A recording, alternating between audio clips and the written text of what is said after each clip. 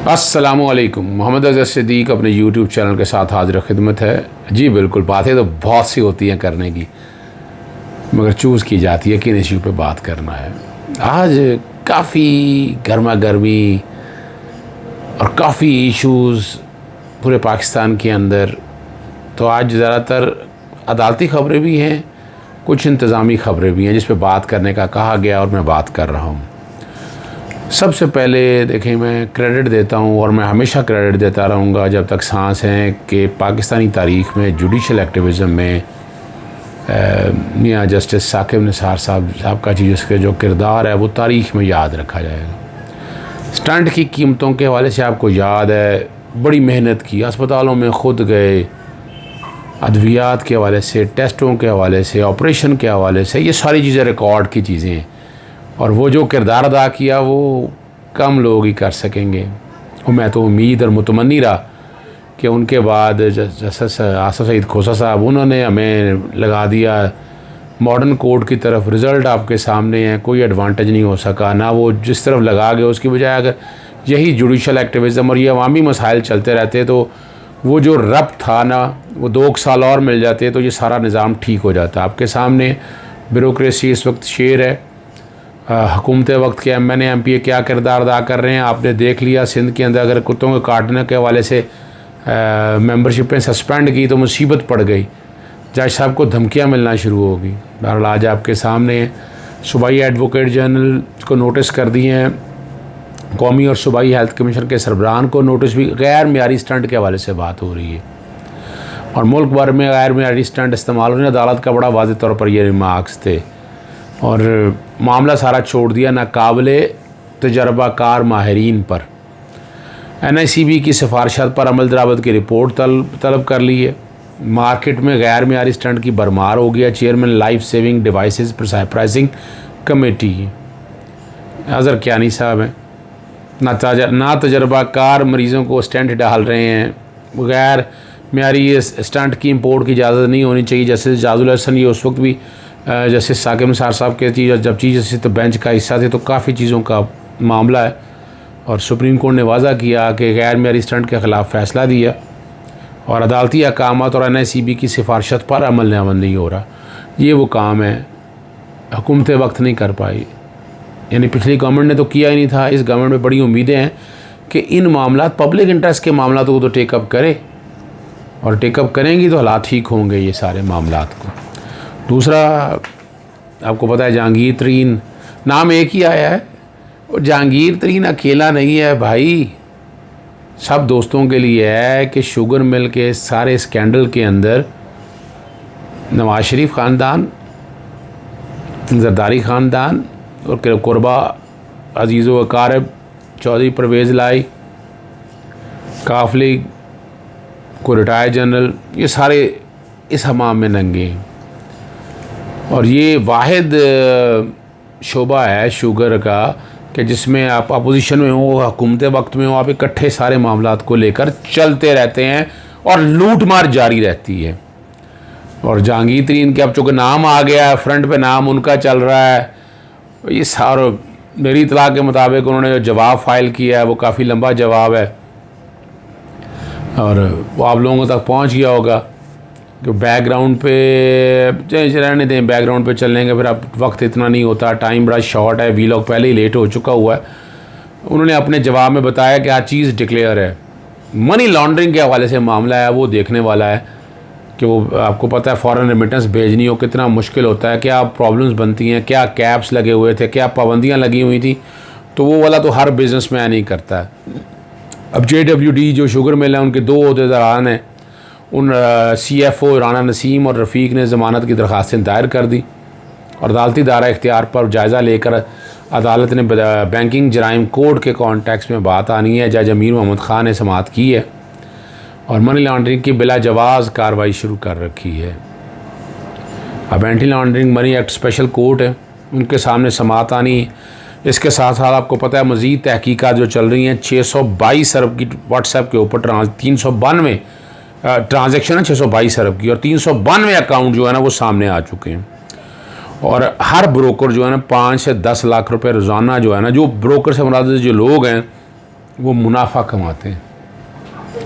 आप अंदाज़ा लगा लें आप कितना बड़ा ये कारोबार है। यानी शुगर मिलर उतने पैसा नहीं कमाते जो ये मिडल मैन में बड़े अरसे से कहता आ रहा हूँ कि प्रोड्यूसर और मैन्युफैक्चर वो पैसे नहीं बनाता जो ये लोग कमाते हैं। और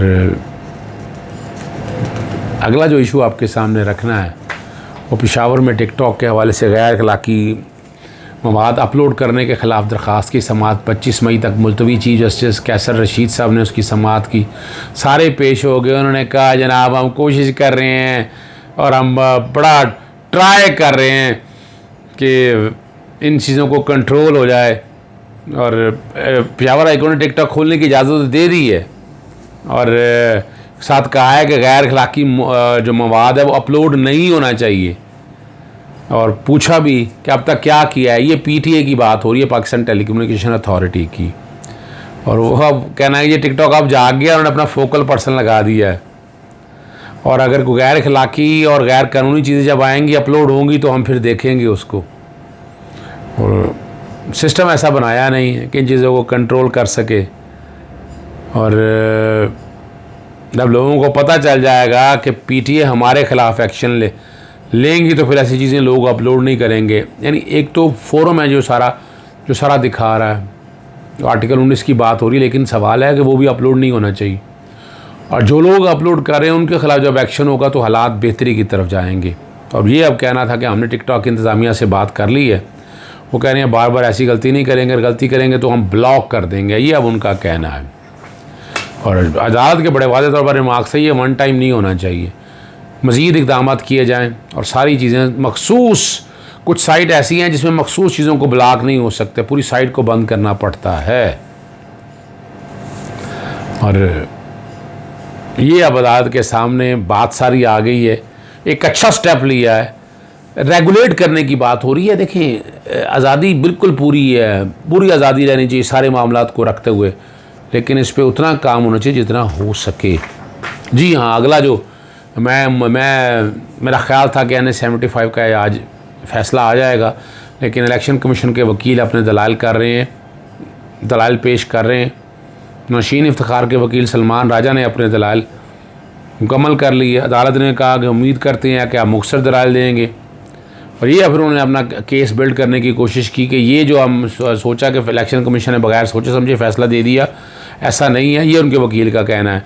इलेक्शन कमीशन ने तमाम काम से रब्ता किया है, मुख्तलिफ़ फ़ैसलाजात का जिक्र किया। अदालत ने कहा आप फ़ैसलाजात पढ़ रहे हैं लेकिन असल नुक्ते की तरफ नहीं आ रहे, और आप अपने गुज़श्ता हफ्ते भी दलाइल मुकम्मल नहीं कर सके, और दलाइल में मुकम्मल ना करने की वजह से तूफ़ान बरपा हो गया यूँ। अब फिर ये उस पर वो बेस बना रहे हैं कि दही इलाकों में टर्नओवर 52% रहा, शहरी इलाकों में फायरिंग के बायस टर्नओवर 75% से कम था। ये सलमान राजा ने जो नौशीन इफ्तिखार के वकील हैं उन्होंने अपना कहा कि इलेक्शन कमीशन कहता है कि इंतखाबी अमल में रुकावटें मनसूबे के मुतालिक डालें। इस पर जस्टिस मुनीर अख्तर ने फ़ौरन जवाब दिया कि इलेक्शन कमीशन ने अपने फ़ैसले में किसी मनसूबे की बात नहीं की है। और प्रिजाइडिंग अफसर का मोबाइल रिकॉर्ड इलेक्शन कमीशन के पास था ही नहीं। अब जब रिकॉर्ड ही नहीं था तो फिर किस बेस पर उन्होंने फ़ैसला कर लिया। सुप्रीम कोर्ट अपील में मोबाइल रिकॉर्ड या डाटा का किस तरह जायज़ा ले सकते जब पहले सामने नहीं था। जस्टिस मुनीर अख्तर और वहीदा शाह के पैरा जो 75 पढ़ें, पैरा 15 पढ़ लें, आपको मालूम होगा कि इलेक्शन कमीशन का कंडक्ट कितना अहम होता है। और यहाँ इलेक्शन ट्राइब्यूनल के दायरा अख्तियार के हवाले से उन्होंने बात की और बताया कि इलेक्शन कमीशन एक आइनी इदारा है और इस्तदा की कि मुस्तकबिल में ये मामला रोक सकेंगे, इसीलिए ये फ़ैसला चलने दें। अब ये बेस बना रहे हो, कानूनी बात करें ना भाई, ये बेस बनाकर ऐसे तो नहीं ना फ़ैसले हो सकते। और ये उनका कहना था कि कुल 23 जमा 76 जमा 8 पोलिंग स्टेशन पर हालात ख़राब हुई है। उनका कहना इतनी बड़े तादाद में जब इलेक्शन पूरे हल्के को मुतासर हो तो पूरा हल्का का इलेक्शन बनता है। इलेक्शन कमीशन का फ़ैसला हक़ाइक़ और कानून के मुताबिक है। और अब इतनी सी कोशिश की, बनाकर कोशिश की कि जहाँ बैठकर अपना केस वो बना सकें, अब ये साथ साथ उनका ये भी कहना था कि सिविल इंतज़ामिया ने डस्का में इलेक्शन कमीशन की मुआवनत नहीं की और इलेक्शन कमीशन मुतनाज़ा पुलिस स्टेशन पर दोबारा पोलिंग का हुक्म देता तो वो भी मुनासिब था। अब ये लेकिन अब जो हम कह रहे हैं कि सिर्फ और सिर्फ पोलिंग हो सकती है मुतनाज़ब है, सलमान राजा ने भी ये बात मान ली। अब वो कह रहे हैं पूरा हल्का ना सही तो 109 पोलिंग स्टेशन पर दोबारा पोलिंग कराई जाए। भी अभी तक ये दलाइल ही नहीं लिए, ये चीज़ें ही सामने नहीं आ सकी, तो 109 पोलिंग स्टेशन पे कैसे हो सकेगा, ये मुश्किल काम है। और इलेक्शन कमीशन के वकील ने तहकीकाती रिपोर्ट पेश की और प्रिजाइडिंग अफसर पर लाजिम है कि इलेक्शन कमीशन की फ्राहम करदा गाड़ी में इलेक्शन मटीरियल की तरसील करे, लेकिन हदूद से बाहर चले गए। मुहैया इतला के मुताबिक पुलिस स्टेशन पर पोलिंग स्टाफ सियालकोट चला गया था, ये वकील का कहना है। इलेक्शन कमीशन के जगह का इल्म तो आपको बाद में हुआ, इब्तदाई मालूमात के मुताबिक अमला लापता हो गया था। आपके पास ड्राइविंग प्रिजाइडर्स बाकी सब लोगों के नंबर से, तो उनसे रब्ता, ये उन्होंने कहा है कि रब्ता नहीं, ऑफ हैंड ही कह दिया। मेरे ख्याल से, मेरा नहीं ख्याल है कि ये चीज़ें सारी उनके पास मौजूद होने की और कोशिश ही नहीं की। पुलिस का काम जो डंडा और गोली मार के अलावा कुछ नहीं होता है और जमा मुश्तर करने की सलाहियत ही नहीं होती है पुलिस के पास। और 340 पोलिंग स्टेशन पर नौशीन इफ्तिखार जीत रही थी, 360 पोलिंग स्टेशन ये सामने हैं। अब देखना ये है कि प्रिजाइडिंग अफसर के लापता होने से नतीजा मुतासर हुआ। अवाम भी संजीदा नहीं लेती है चीज़ों को, और अब ये सारी चीज़ों को सामने रखते हुए अदालत ने NA 75 डस्का के केस की समाअत कल तक के लिए मुलतवी कर दी है। कल इस पर मज़ीद बहस होगी और मैं बड़ा क्लियर हूँ इस हवाले से। मैं पहले भी कह चुका हूँ बार बार वीलॉग में, फिर मैं दोबारा दोहरा रहा हूँ कि इस पर सिर्फ मुतनाज़ा हल्कों के ऊपर इलेक्शन होते हैं दोबारा नज़र आ रहे हैं। इजाज़त दीजिएगा। अस्सलाम वालेकुम, खुदा हाफिज़, पाकिस्तान जिंदाबाद।